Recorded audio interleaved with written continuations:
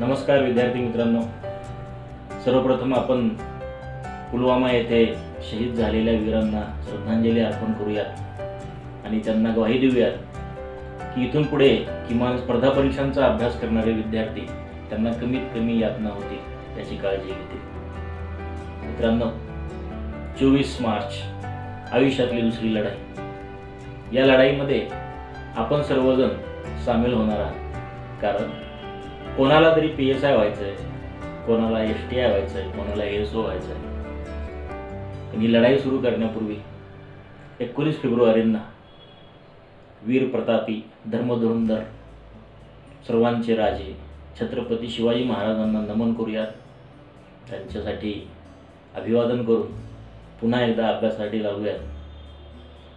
तो दिवस एन्जॉय केल्यानंतर ते परीक्षा हॉलमध्ये जाईपर्यंत आपल्याकडे साधारणतः 1 महिन्याचा कालावधी शिल्लक आहे. या 1 महिन्याच्या कालावधीचं जर आपण छान नियोजन केला तर मला वाटतं की आपल्याला 100% या परीक्षेमध्ये यश मिळायला पाहिजे. मी म्हणतोय सर, तुमचा व्हिडिओ 2 लाख विद्यार्थी बघतील, जागा 400-500 आहेत, सगळेजण पास कसे काय होणार?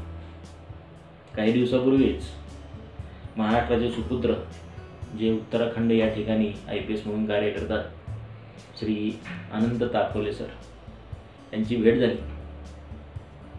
त्यांची मुलाखत आम्ही न्यूज मॅग्नेट या आमच्या मासिकामध्ये पूर्णतः छापलेली आहेच.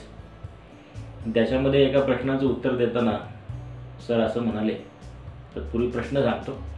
प्रश्न असा होता की सर, तुम्ही स्पर्धा परीक्षांची तयारी करणाऱ्या विद्यार्थ्यांना काय संदेश द्याल? सर म्हणाले, महाभारतामध्ये युद्ध सुरू होण्यापूर्वी कुंतीने आपल्या पांडवांना सांगितलं होतं, युद्धाचा निर्णय काही होऊ द्या, तुम्हाला युद्धात भाग घ्यायचा आहे. त्याचं कारण असं, युद्धात हारलात तर स्वर्गप्राप्ती होईल आणि युद्ध जिंकलात तर पृथ्वी तुमच्या विजयाच्या अंकित होईल. दोन्हीमध्ये जीत तुमची आहे. तुम्ही म्हणाले, याचा स्पर्धा परीक्षेशी काय संबंध आहे? हो आहे. बघा, स्पर्धा परीक्षेत पास झालात, इच्छित नोकरी मिळेल. स्पर्धा परीक्षेतून लगेच यश नाही मिळालं तर एक इतर कोणत्याही क्षेत्रात करिअर करण्याचा खूप चांगला अनुभव मिळेल. हा अनुभव तुम्हाला जगण्यासाठी खूप मदत करेल याची मी ग्वाही देतो. म्हणून अभ्यास करताना हारजीतच्या पलीकडे जाऊन आपण सगळ्यांनी अभ्यास करणं अपेक्षित आहे. तुम्ही म्हणाल, PSIच्या जागा खूप आहेत, मला STI व्हायचं आहे, 35 जागा आहेत. सर, ह्यावेळेस मग माझी परीक्षा सिरियस नाही, मी काय करावं? मी म्हणेल, 35 पैकी एक पाहिजे ना आपल्याला. 35 जागेवर आपण एकाच वेळेस जॉब नाही करणार आहे. जागा 1 का 35 याच्यापेक्षा युद्धामध्ये मी सहभागी होणार आहे का, विजयश्री मी खेचून आणणार आहे का, याचा विचार होणं महत्त्वाचं आहे. आणि हा विचार करण्यासाठी, अर्थात लढाई नव्हे तर युद्ध जिंकण्यासाठी आपल्याला इथून पुढे थोडासा संवाद साधायचा आहे. तो संवाद म्हणजे PSI, STI, ASO या 24 मार्च रोजी होणाऱ्या परीक्षेमध्ये साधारणतः 1 महिन्यामध्ये आपण काय अभ्यास करावा, कसा अभ्यास करावा, अभ्यास पद्धती काय असावी, कुठले अभ्यास साहित्य आपण वाचावे, याच्याविषयी आपण आता भेटून नेहमी बोलणार आहोत. त्यातला हा अंक पहिला. विद्यार्थी मित्रांनो, महिनाभराचं आपलं शेड्यूल विजय मिळवण्याच्या दृष्टीने, पूर्वपरीक्षा पास होण्याच्या दृष्टीने प्लॅन करणं अपेक्षित आहे. त्यातला मुद्दा क्रमांक 1, सगळ्यात पहिल्यांदा ह्या व्हिडिओ पाहणाऱ्या प्रत्येक विद्यार्थींनी या पूर्वपरीक्षेचा अभ्यासक्रम, आयोगाने दिलेला अभ्यासक्रम कोळून प्या. अभ्यासक्रम पाहिल्यानंतर दुसरी स्टेज ही आहे की आपल्याला विषयाप्रमाणे किती गुण परीक्षेत असतात हे पाहण्यासाठी जुन्या प्रश्नपत्रिका पाहाव्या लागतील.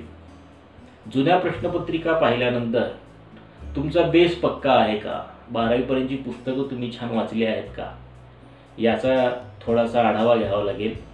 सोबत आणखीन काही पुस्तकं आहेत ज्यांना आपण रेफरन्स बुक म्हणतो, त्यांचीही माहिती तुम्हाला घेऊन अभ्यास करावा लागेल. अनेक जण सांगतात की स्पर्धा परीक्षांचा अभ्यास करत असताना एकट्याच अभ्यास करा, ग्रुप स्टडी करू नका, पिक्चरला जाऊ नका, लग्न अटेंड करू नका, ही एक खूप खतरनाक लढाई आहे, यशापेशाचा डाव आहे. मी थोडासा वेगळ्या पद्धतीने विचार करणारा आहे. काय पण करा, अभ्यासासहित करा. पिक्चर बघायचं आहे, बिंदास बघायचं, पण अभ्यास करायचा. लग्न लावायचं आहे, बिंदास लावायचं, पण अभ्यास करायचा. म्हणजे आपली स्ट्रॅटेजी एकच आहे, 1 महिन्याभरातली. 24 तासात काय पण कर, पण अभ्यास करून कर. तर मग हा अभ्यास कसा केला पाहिजे? अभ्यासाच्या पायऱ्यामध्ये मला वाटतं की काही गोष्टी महत्त्वाच्या आहेत. एक आहे वाचन, दुसरं आहे मनन, तिसरं आहे चिंतन. या 3 पायऱ्या तुम्ही जर खूप छानपैकी आत्मसात केल्या तर मला वाटतं की आज तुमचा अभ्यास 0 जरी असला तरी परीक्षेपर्यंत तो 100% पूर्ण होईल. आणि या परीक्षेतून तुम्हाला मुख्य परीक्षेचं हॉल तिकीट येण्याची सोय 100% होईल.